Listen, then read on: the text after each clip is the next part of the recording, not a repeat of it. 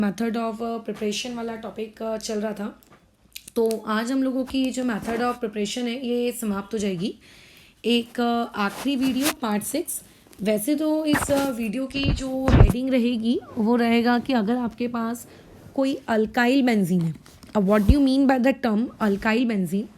Alkyl benzene यानी कि आपकी बेंजीन रिंग और बेंजीन रिंग के ऊपर में कार्बन की चेन। कार्बन की चेन हो सकता है एक कार्बन की हो सकता है दो कार्बन की हो सकता है तीन कार्बन की हो सकता है चार कार्बन की हो, या हो सकता है कैसी भी हो। तो सिंपली इसको हम लोग इस तरीके से रिप्रेजेंट कर लेते हैं कि अगर कोई ग्रुप आर लगा है तो क्या इस आर वाले ग्रुप को हम लोग इसमें कन्वर्ट कर सकते हैं क्या? तो देखो ये इतनी इम्पॉर्टेंट रिएक्शन है कि इसके ऊपर बोर्ड्स में तो ऑलमोस्ट सवाल आते ही आते हैं। ठीक है, अभी जब आपका नया सिलेबस आया है, इससे पहले तो आते ही थे। ठीक है, इतनी इम्पॉर्टेंट है क्योंकि यूजुअली लोगों को ये नहीं सूझता कि ये बाजू का आर बाजू के COOH वाले ग्रुप में कन्वर्ट कैसे हो गया। मतलब सोचो, आर को आपने कन्वर्ट कर दिया COOH में। ठीक है, और एग्जाम्पल के तौर पर जैसे अगर मान लेते हैं आपके पास PH मतलब बेंजीन रिंग है, आपने वहाँ पे मिथाइल ग्रुप लगाया है, आपने कुछ रिएजेंट्स डाले, वो चीज़ कन्वर्ट हो गई PHCOOH में। आपके पास PH है, वहाँ पे ET लगा हुआ है, तो ये वाली चीज़ भी कन्वर्ट हो जाएगी PHCOOH में। ठीक है, यहाँ पे आपका PH है, लेट्स इमेजिन आइसोप्रोपाइल ग्रुप लगा है, वो भी कन्वर्ट हो जाएगा PHCOOH में। ठीक है, यहाँ पे आपका PH है, यहाँ पे आपने CH2 और एक कोई हैलोजन लगा दिया, लेट्स से Br, इसमें भी आपने रिएजेंट डाला, ये कन्वर्ट हो जाएगा PHCOOH में।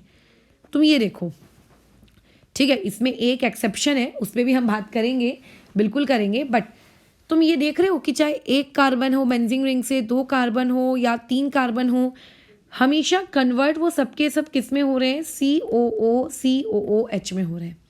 क्या ये बात तुम्हारे दिमाग में जा रही है? बस यही हम लोगों की एक आखिरी आज की क्लास की मेथड ऑफ प्रिपरेशन है। टोटल अभी तक हमने कितनी मेथड ऑफ प्रिपरेशन कर ली मुझे भी अभी तक याद नहीं है, 6 तो हो ही गई होंगी। तो ये जो आपने किया, ये जो तरीका, इसको हम लोग कहते हैं फ्रॉम अल्काइल बेंजीन। ठीक है, इसे हम लोग क्या कहते हैं आप लोगों का? From alkyl benzene.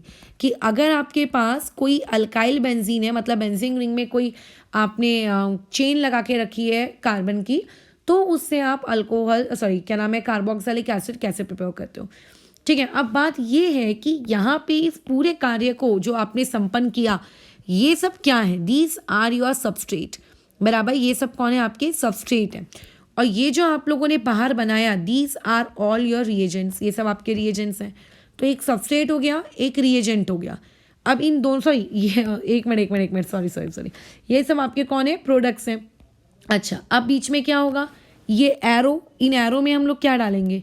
कोई ना कोई रिएजेंट डालेंगे, जिस रिएजेंट की मदद से आप क्या कर सकते हो?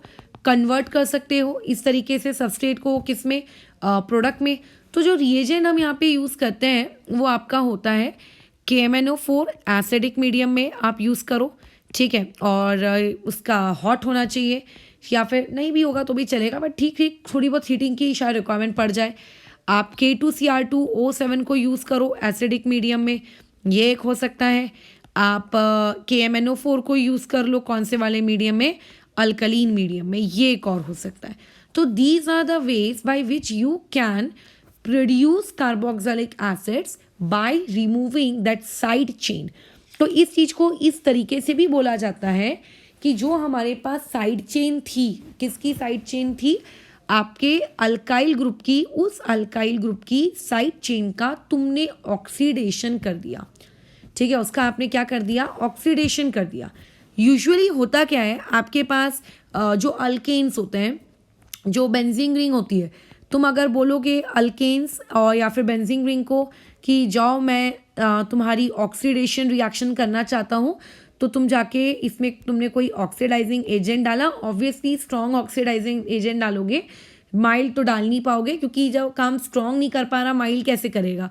और अल्केन्स वगैरह हाईली स्टेबल होते हैं, उनकी रिएक्टिविटी बहुत ही कम होती है, इसलिए तुम देखो कि मेजर रिएक्शन आपको अल्कीन्स और अल्काइंस की मिलती है, अल्केन्स की नहीं मिलती।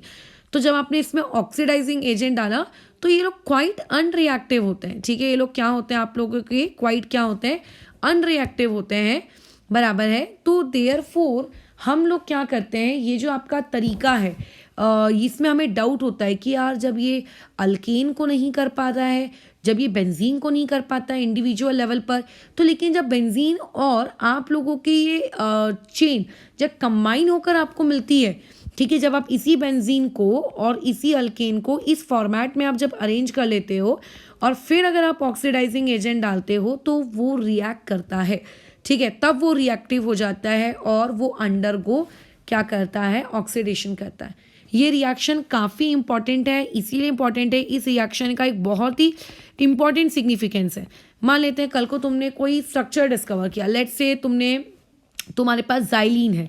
अब जाइलिन इतना तो तुमको पता है 3 प्रकार की होती हैं, ऑर्थो, पैरा, मेटा, ठीक है। अब अगर यही नहीं पता है कि जाइलिन नामक बला कौन है तो फिर तो धन्य है आप सबके सब लोग, ठीक है। तो ये हम लोग जाइलिन को बना लेते हैं, ये हो गई आपकी ऑर्थो, यहाँ पे हम बनाएंगे मेटा और यहाँ पे हम बनाएंगे para. How xylene looks, a benzene ring with 1 CH3 is known as toluene, a benzene ring with 1 CH3 and another CH3 at ortho position is known as orthoxylene, ठीक है। And how metaxylene will look, a benzene ring with 1 CH3 position and another at meta. तो ये हो गया आपका xylene का structure. अब तुमको मान लेते हैं तुमने कहीं से कोई एक्सट्रैक्ट निकाला, उस एक्सट्रैक्ट में आप लोगों का क्या है, जाइलिन आपको मिला। फिर उसके बाद आपने क्या किया, जाइलिन अब आपको ये अपने टीचर को बताना है कि जो जाइलिन आपके पास है वो ऑर्थो वाला जाइलिन है, वो पैरा वाला जाइलिन है कि वो मेटा वाला, ठीक है। आपको जाइलिन का फॉर्मूला डिस्कवर नहीं करना है, ठीक है, आपको जाइलिन का कोई फॉर्मूला डिस्कवर नहीं करना है। आपको सिर्फ क्या करना है, ये आइडेंटिफाई करना है कि आप ये बताइए कि आपको जो जाइलिन मिला है वो जाइलिन ऑर्थो वाला है, पैरा वाला है कि मेटा वाला है। तो ऐसे में हम लोग क्या करते हैं, आप लोगों इनका ऑक्सीडेशन कर देते हैं। कैसे, यही आप लोगों का K2Cr2O7 स्ट्रॉन्ग ऑक्सीडाइजिंग एजेंट डाल दो। तो जब इनका ऑक्सीडाइजिंग एजेंट जब आप इनमें डालोगे तो होगा क्या, जो CH3 है वो COOH और ये वाला CH3 भी COOH में कन्वर्ट हो जाएगा।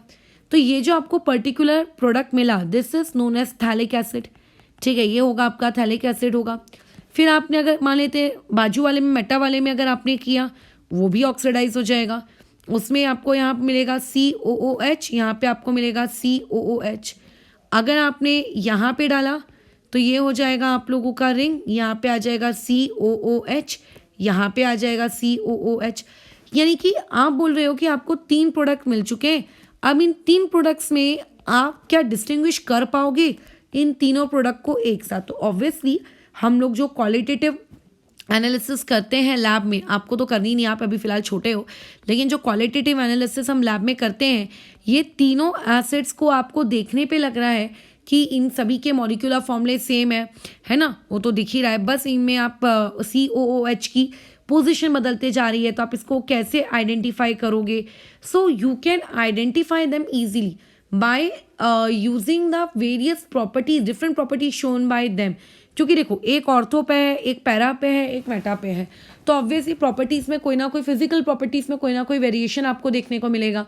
तो उस वेरिएशन को हम जज करेंगे कि अच्छा, अगर ऑर्थो होता तो ये फलाना प्रॉपर्टी उसके अंदर होती, और अच्छा अभी इसके अंदर क्योंकि वो फलाना प्रॉपर्टी नहीं है, सो देयरफॉर ये ऑर्थो तो नहीं हो सकता। फिर हम देखेंगे कि अच्छा अगर ये पैरा होता तो इसको ये इतना इतना मेल्टिंग पॉइंट इसने शो करना चाहिए, अच्छा अभी ये इतना मेल्टिंग पॉइंट शो नहीं कर रहा है, इसका मतलब ये कौन है, आप लोगों का मेटा है। सो क्योंकि कार्बोक्सिलिक एसिड्स की जो प्रॉपर्टीज़ है हम वो बहुत ईजीली जज कर सकते हैं, so therefore we are oxidising them. हमारे पास जो ऑर्थो, मेटा या पैराजाइलिन था उनकी प्रॉपर्टीज़ हम नहीं कर पा रहे थे जज, है ना, उनके लिए हमारे पास कोई ऐसा डिस्टिंग्विशिंग टेस्ट मान लेते क्वालिटेटिव एनालिसिस में नहीं है, तो देयरफॉर हमने इनको किस में कन्वर्ट किया, एसिड में कन्वर्ट किया। एसिड में ये लोग कन्वर्ट हुए, एसिड्स प्रोड्यूस हुए, उन एसिड्स के बेसिस पे हमने जज किया कि अच्छा इसकी प्रॉपर्टी तो आइसोथैलिक एसिड से मैच कर रही है, इसका मतलब ज़रूर आप लोगों का वो जाइलिन कैसा जाइलिन रहा होगा, मेटा। तो ये बहुत ही इसकी इंपॉर्टेंट सिग्निफिकेंस है कि अगर आपको पोजीशन कहाँ पे होगी साइड चेन की, अगर आपको वो पता लगाना है तो आप इस मेथड का यूज़ कर सकते हो, ठीक है। अच्छा, अब देखो होता क्या है, आपको ये तो पता है जब अपन ने अल्काइल हैलाइड पढ़े थे कि आपका जो ये HNO3 होता है, HNO3 खुद आप लोगों का एक ऑक्सीडाइजिंग एजेंट है, ये हम लोग जानते हैं, ठीक है। तो ये खुद एक ऑक्सीडाइजिंग एजेंट है। तो क्या अगर मैं इसी in above reaction if I use HNO3 in above reaction, ठीक है, अगर आपके पास कोई एक अबोव रिएक्शन है, इफ आई यूज HNO3, तब क्या मुझे यही सेम प्रोडक्ट मिलेगा क्या? Point number 1, if I use HNO3। तो ऐसे केस में इसके आपको 2 पॉइंट याद रखना है। HNO3 मैक्सिमम सिर्फ और सिर्फ आपके एक साइड चेन को क्या कर सकता है, वो ऑक्सीडाइज कर सकता है, एक साइड चेन को मात्र, बस, उससे ज़्यादा वो नहीं करेगा, ठीक है, उससे ज़्यादा वो नहीं करेगा। अच्छा, अगर मान लेते कोई चीज़ आपके पास ऐसी आ गई, ये मान लेते हैं मैंने तुमको ऑर्थोजाइलिन दिया हुआ है, यहाँ पे ये CH3, यहाँ पे ये CH3, और मैंने कहा कि इसमें ये डाल दिया आपने डाइल्यूट HNO3, बताइए प्रोडक्ट क्या है? तो आपने इनमें से किसी भी एक CH3 को ऑक्सीडाइज करवा लो, ये हो गया आपका CH3 और ये हो गया आपका COOH ग्रुप। इसमें उतनी क्षमता नहीं है कि ये डाइल्यूट HNO3 आपके दोनों अल्काइल ग्रुप को क्या कर सकेगा, ये ऑक्सीडाइज कर सकेगा। इसकी मैकेनिज्म हमारे सिलेबस का पार्ट नहीं है, ठीक है, ये हम लोगों का बिल्कुल मैकेनिज्म का पार्ट नहीं। अगर होता तो मैंने बिल्कुल तुम्हें बताया होता। अभी फिलहाल सिर्फ इसके आपके लॉजिक्स आपको याद रखने हैं। अच्छा, लॉजिक नंबर 2 ये है कि हमेशा साइड चेन को ऑक्सीडाइज करोगे, हमेशा साइड चेन को ऑक्सीडाइज करोगे, कभी भी बेंजीन रिंग को ऑक्सीडाइज मत कर देना गधो, ठीक है। बेंजीन रिंग ऑक्सीडाइज नहीं होगी, बेंजीन रिंग ऑक्सीडाइज नहीं होगी। अब जैसे मान लेते कल को तुमको ये किसी ने सब्सिडी दे दिया, ये रिंग, यहाँ पे आ गया ये Me, यहाँ पे आ गया ये Cl, यहाँ पे आ गया ये KMNO4 और ये आ गया आप लोगों का OH नेगेटिव। तो क्या हो जाएगा, ये जो ऊपर में आपने Me लगाया है ये कन्वर्ट हो गया आपके COOH में, और ये आपका Cl वैसे का वैसी है ना। मतलब आपने क्या किया, आराम से उसको उसमें कन्वर्ट कर लिया एकदम ईजीली, राइट। अच्छा, अगर मान लेते हैं यहाँ पे Cl के बजाय मैंने कुछ ऐसी हरकत की कि आपका यहाँ Me और यहाँ पे ये लो NO2 ग्रुप, तो क्या NO2 ग्रुप के प्रेजेंस में भी ये इस तरीके का काम करेगा? बिल्कुल करेगा ये इस तरीके का काम।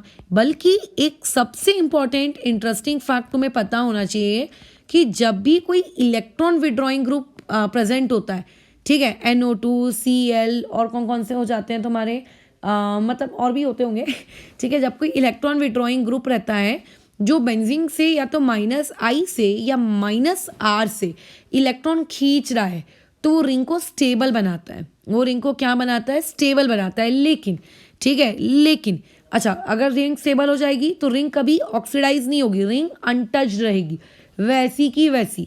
तो इसमें एक सबसे इंपॉर्टेंट इंफॉर्मेशन है कि इफ आप लोगों के पास इलेक्ट्रॉन विड्रॉइंग ग्रुप आप लोगों का प्रेजेंट होगा, किस में प्रेजेंट होगा, ऑन रिंग, तो ऐसे केस में on ring then ring will become more stable, ठीक है, ring will become more stable. क्यों? क्योंकि देखो रिंग के पास ना above the plane below the plane benzene ring के बहुत ज़्यादा इलेक्ट्रॉन डेंसिटी होती है।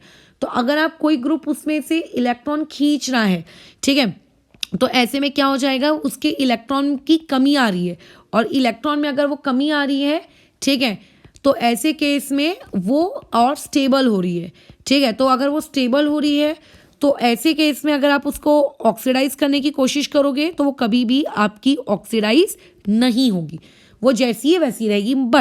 बट अब यहाँ पे आ गया बट, अगर आपने कोई इलेक्ट्रॉन विड्रॉइंग ग्रुप की जगह कोई इलेक्ट्रॉन डोनेटिंग ग्रुप लगाया है, जो हाइपर कॉन्जुगेशन से, जो +R से या जो +I से उस बेंजीन रिंग को क्या कर रहे हैं, इलेक्ट्रॉन डोनेट कर रहे हैं, ठीक है। इलेक्ट्रॉन डोनेटिंग ग्रुप का तो काम ही यही होता है कि वो लोग इलेक्ट्रॉन क्या करते हैं, डोनेट करते हैं, ठीक है। तो ऐसे केस में आपकी जो रिंग है उसके पास पहले से इलेक्ट्रॉन भर के हैं, तो ऐसे में आप और इलेक्ट्रॉन तुम दे रहे हो, ठीक है, तो वो बेचारी स्टेबल होने की बजाय अनस्टेबल होगी। तो ऐसे में अब आपकी रिंग जो ऊपर वाले केस में ऑक्सीडेशन से बची हुई थी, अब वो ऑक्सीडेशन से नहीं बचेगी, अब वो ऑक्सीडेशन कर सकती है। तो यूजुअली होता क्या है, टेक्स्ट बुक वगैरह में ना सिर्फ इतना ही लिखा रहता है कि बेंजीन रिंग है, बेंजीन रिंग के बाजू में एक अल्काइल ग्रुप लगाएं, ये ऑक्सीडाइजिंग एजेंट डालो, और ऑक्सीडाइजिंग एजेंट डालकर आप ये प्रोडक्ट लिख लो, ठीक है। तो उसमें हमारे दिमाग में ये चीज़ छप जाती है कि जो भी अल्काइल ग्रुप दिख रहा है उसको कन्वर्ट कर दो आप किस में, COOH में, बस। तो अगर मान लेते कल को कोई ऐसा सवाल आ गया, जैसे ये हो गई आपकी रिंग, इस रिंग में ये कार्बन, इधर मिथाइल ग्रुप, इधर मिथाइल ग्रुप, इधर मिथाइल ग्रुप, ठीक है। और अच्छा, इसमें आपने क्या डाला है, KMNO4 डाल दिया है एसिडिक मीडियम में, आपका ये हो गया। तो अब हम लोग इसमें क्या करते हैं, हमसे गलती हो जाती है।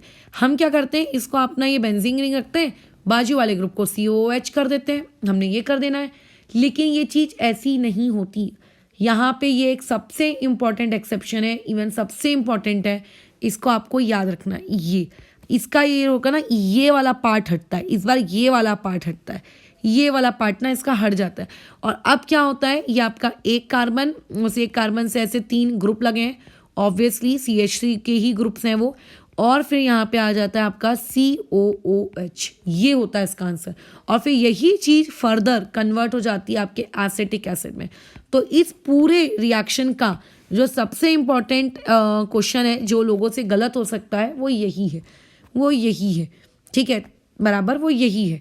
अच्छा, अब जैसे मान लेते हैं तुमने कहा कि हमने कोई ऐसा ग्रुप लगा के रखा है, फॉर एग्ज़ाम्पल कोई ऐसी चीज़ जैसे कि रुको रुको रुको, बस ये मान लेते हैं ये आपका बेंजीन रिंग है। इस बेंजीन रिंग में मैंने यहाँ पर आपका क्या लगा दिया, मिथाइल ग्रुप लगा दिया। और यहाँ पे मैंने लगा दिया है आप लोगों का ठीक है, ये लगा दिया मैंने CH2X ग्रुप, ठीक है, ये लो, ठीक है, ये ऐसा कर दिया। एक काम करते हैं, इसको हटाओ, ठीक है, ये कर दिया। अब बताओ ये X आपका क्या है, हेलोजन। हेलोजन -I दिखाएगा कि +I दिखाएगा, तो भाई -I। लेकिन अगर मैं बोलूँ कि यहाँ पर आपका क्लोरीन है, तो ये क्या कर सकता है, इलेक्ट्रॉन दे सकता है रिंग को, ये इलेक्ट्रॉन दे सकता है रिंग को, बराबर, ये इलेक्ट्रॉन क्या कर सकता है, दे सकता है रिंग को। तो अब यहाँ पर अगर आपने इस प्रकार का कोई ग्रुप लगा दिया या फिर कुछ ऐसा लगा दिया, CH2NH2 पे लोन पेयर होते हैं, ये कहाँ चला गया, ठीक है, NH2 पे आपके लोन पेयर होते हैं। तो जो लोन पेयर आपके पास मौजूद होते हैं, ये लोन पेयर भी तो आपकी रिंग को डोनेट किए जा सकते हैं, बराबर। या फिर अगर आप लोगों ने कोई इस तरीके का ग्रुप लगाया ऑक्सीजन वाला, तो ये भी आप लोगों के बेंजीन रिंग को डाल सकता है। तो ऐसे में क्या होगा, आपकी बेंजीन रिंग, जो आपकी बेंजीन रिंग है, मैं ये नहीं कह रही हूँ कि वो कन्वर्ट हो जाएगी, खुद ऑक्सीडाइज हो जाएगी, ठीक है, हो सकती है, हो सकती है, डिपेंड करता है कंडीशन पे, डिपेंड करता है कंडीशन पे। तो यहाँ पे इसका प्रोडक्ट क्या आएगा, ये पूरा का पूरा पार्ट आपका किस में चला गया, COOH में चला गया, ये इस प्रकार से, ठीक है, ये इस प्रकार से चला गया, ये ऐसे, बस यही पे है। और लेकिन अगर आप चाहते हो कि आपकी रिंग को आप प्रोटेक्ट करो, तो रिंग को फिर प्रोटेक्ट भी किया जा सकता है। रिंग को आप अपनी रिंग को अगर आप चाहते हो कि काश मेरी रिंग प्रोटेक्ट हो जाए, तो आप आपकी रिंग को आराम से प्रोटेक्ट कर सकते हो, कोई इसमें तकलीफ नहीं है रिंग को प्रोटेक्ट करने में। देखिए कैसे करेंगे रिंग को हम लोग प्रोटेक्ट, उसको समझते हैं, ये बोर्ड्स वाले लोग ना देखें। अगर आपके पास मान लेते हैं इस तरीके से एक रिंग है, अब यहाँ पर लगा है OH ग्रुप डायरेक्टली। अच्छा, तो अब ये इलेक्ट्रॉन डोनेटिंग ग्रुप है, ये रिंग को ऑक्सीडाइज कर सकता है। अब मुझे रिंग को ऑक्सीडाइज होने से बचाना है, तो इसमें आप क्या डाल दो, ये डालो, ये THCl। अब होगा क्या, ये एक लीविंग ग्रुप है, ये बाहर जाएगा, बराबर, ये बाहर जाएगा, आपका H बाहर जाएगा, ठीक है, आपका H बाहर जाएगा, कौन जाएगा, ये H आपका बाहर जाएगा, यहाँ से ये Cl बाहर जाएगा, और यहाँ पे ये बन जाएगा आपके पास O, और ये TS, और यहाँ पे आ जाएगा आपका CH3, ठीक है। अच्छा, अब तुम इसका ऑक्सीडेशन करो, तो अब ऑक्सीडेशन होने से क्या होगा, आप क्या करेंगे, जो आपका ऊपर का OTS है वो वैसे का वैसी, नीचे का CH3 कन्वर्ट हो गया COOH में।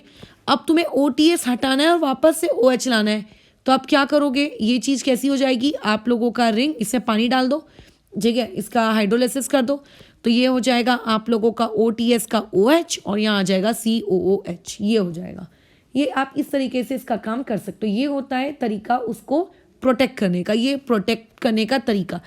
अच्छा, ये प्रोटेक्शन करने का एक तरीका, इस तरीके से आप उसको रिंग को एक तरीके से प्रोटेक्ट कर सकते हो। अगर आप रिंग को प्रोटेक्ट नहीं करोगे, OH डायरेक्टली है, वो इलेक्ट्रॉन डोनेटिंग ग्रुप है, बराबर, वो इलेक्ट्रॉन डोनेटिंग ग्रुप है, वो रिंग को क्या कर देगा, पूरा का पूरा ऑक्सीडाइज कर देगा। अच्छा, प्रोटेक्ट करने का एक दूसरा तरीका भी होता है, आप एक दूसरे तरीके से भी रिंग को क्या कर सकते हो, प्रोटेक्ट कर सकते हो। There are 2 ways. Protection number 2, protection number 2 ये कहता है इतनी तामझाम मत करो, उसमें एक काम करो, आप टोसाइल क्लोराइड डाल रहे हो, इससे बेटर है बेसिक मीडियम में PbO2 का इस्तेमाल कर लो, बेसिक मीडियम में PbO2 का इस्तेमाल कर लो, फॉलोड बाय वही हमारी जो आखिरी की स्टेप है हाइड्रोलिसिस। यही आपको सेम आंसर मिलेगा, यानी कि आपकी रिंग भी ऑक्सीडाइज नहीं हुई और आपको COOH भी मिल गया। ये इस प्रकार से बस खत्म, और तो इसमें कुछ है ही नहीं। तो ये था तरीका जिससे हम लोग क्या करते हैं, आप लोगों का जो रिंग वगैरह है उस रिंग को हम लोग क्या करते हैं, ऑक्सीडाइज करते हैं। ठीक है, उसको हम लोग क्या करते हैं, ऑक्सीडाइज करते हैं रिंग के बाजू वाली साइड चेन को, रिंग के बाजू वाली साइड चेन को, जो कि काफ़ी इंपॉर्टेंट है, तुम्हारी बोर्ड्स की बुक में भी होगा। अब यहाँ पे हमारी मेथड ऑफ प्रिपरेशन खत्म होती है। हाँ, कुछ मिसलेनियस रिएक्शंस हो सकती हैं, जैसे अगर मान लेते हैं कार्बोक्सिलिक एसिड, जो कि एसिटिक एसिड बहुत ज़्यादा इंपॉर्टेंट होता है हमारी लाइफ में, फॉर्मिक एसिड भी बहुत इंपॉर्टेंट होता है, इनको हम लैब्स में बहुत ज़्यादा मात्रा में यूज़ करते हैं। तो अगर हमको इनको प्रिपेयर करना है तो ऑब्वियसली आप अबोव आपने अभी तक जितनी भी मेथड्स पढ़ी, आप उन मेथड्स को यूज़ नहीं करते हो, आप एक अलग मेथड डिस्कवर करते हो जो इंडस्ट्रियली आपको ज़्यादा क्वांटिटी में क्या दे सके, प्रोडक्ट दे सके। तो इंडस्ट्रियली अगर आपको प्रिपेयर करना है एसिटिक एसिड, तो ये आपको याद करने की ज़रूरत नहीं है, जीके फैक्ट है, याद रह गया तो अच्छी बात, नहीं तो रहने दो। आप क्या ले लेते हो, एसिटल्डिहाइड ले लेते हो। एसिटल्डिहाइड का आप कोई भी O2 और कैटलिस्ट होगा कोई ना कोई उन लोगों का, वो कैटलिस्ट क्या है वो हमें जानने की नीड नहीं है, डालो, आप लोगों के पास क्या आ जाता है, एसिटिक एसिड। मैं क्या कह रही हूँ, जस्ट ये आप लोगों के लिए एक जीके फैक्ट है, you can just ignore them. ठीक है, अच्छा एक और तरीका होगा, आपने क्या किया, एक और तरीका है, आपने एसिटल्डिहाइड ले लिया, ठीक है, उसमें आपने डाल दिया है यहाँ पर कार्बन मोनोऑक्साइड और rhodium in presence of I2, ये आपका कैटलिस्ट है, और यहाँ से भी आपको एसिटिक एसिड मिल गया। अगर आपको फॉर्मिक एसिड प्रिपेयर करना है, कार्बन मोनोऑक्साइड और आपका NaOH, इनको आप बहुत ज़्यादा हाई प्रेशर और हाई टेम्परेचर वाले कंडीशन पे आप रखते हो, तो ये लोग आप लोगों के इस तरीके से सॉल्ट में कन्वर्ट हो जाते हैं, और सॉल्ट में कन्वर्ट हो जाने के बाद जब आप इसकी एसिडिफिकेशन करते हो H2SO4, तो ये चीज़ कन्वर्ट हो जाती है आपके HCOOH में। ये हो गया इंडस्ट्रियल मेथड जिससे हम लोग फॉर्मिक एसिड या फिर एसिटिक एसिड प्रिपेयर करते हैं। तो यहाँ पे मेथड ऑफ प्रिपरेशन सारी समाप्त होती हैं। हमारा कल से जो टॉपिक स्टार्ट होगा वो रहेगा केमिकल रिएक्शंस। तो हम लोग कार्बोक्सिलिक की जो रिएक्शंस हैं इन्हें क्लासीफाई करके पढ़ेंगे। ठीक है, कार्बोक्सिलिक रिएक्शंस जो होंगी, कार्बोक्सिलिक जो रहेगा, इनकी रिएक्शंस को टोटल 5 पार्ट्स में क्लासीफाई किया जाता है। टोटल कितने पार्ट्स हैं, 5 पार्ट्स में क्लासीफाई किया जाएगा। तो एक एक पार्ट को पढ़ते जाएंगे और काफ़ी इंटरेस्टिंग, मतलब 5 से भी वैसे तो ज़्यादा है, 5 से भी वैसे ज़्यादा है, लेकिन मेजरली 5 या 6 पार्ट्स में हम उसे क्लासीफाई करेंगे। ठीक है, तो इस चीज़ को रोकते हैं, एक बार तुम्हारी टेक्स्ट बुक में देख लेते हैं कि क्या चीज़ है और कितनी कितनी क्वांटिटी में है। काफ़ी नीचे होगा वैसे तो ये चैप्टर, ये कौन सा है, हाँ देखो कार्बोक्सिलिक ही खुला है। मेथड ऑफ प्रिपरेशन कहाँ गई, कहाँ गई, अच्छा तो चैप्टर ख़त्म होने में आ गया।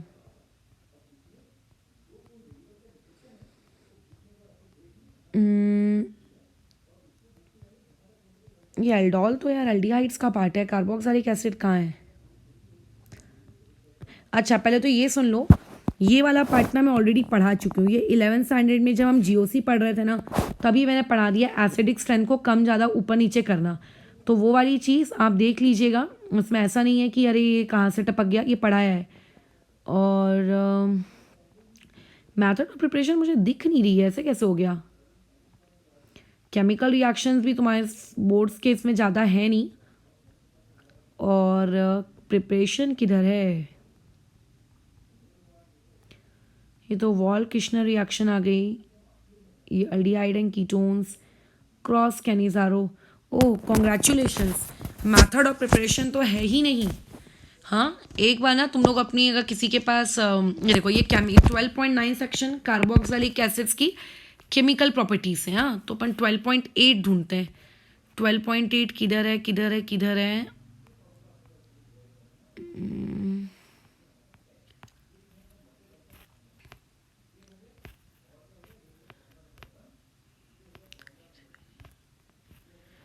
12.8 दिख नहीं रहा यार, 12.8 12.8 12.8 chemical properties of aldehydes and ketones. Congrats, आपके इसमें कार्बोक्सिलिक एसिड का एक भी मेथड ऑफ प्रिपरेशन नहीं है, तो बच गए यार तुम लोग तो बहुत अच्छे तरीके से, बोर्ड्स के एग्जाम के रिस्पेक्ट में बच गए।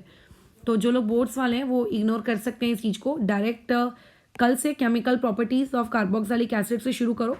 बट अगर देख भी लियो तो कोई ऐसा खासा नुकसान नहीं है ना। केमिकल प्रॉपर्टीज ऑफ क्या कार्बोक्सिलिक एसिड में भी मैं तो पहले रिएक्शंस करवाऊंगी, तो रिएक्शंस भी हैं कि नहीं है वो भी मुझे चेक करने दो। तो लेबोरेटरी टेस्ट हो गया।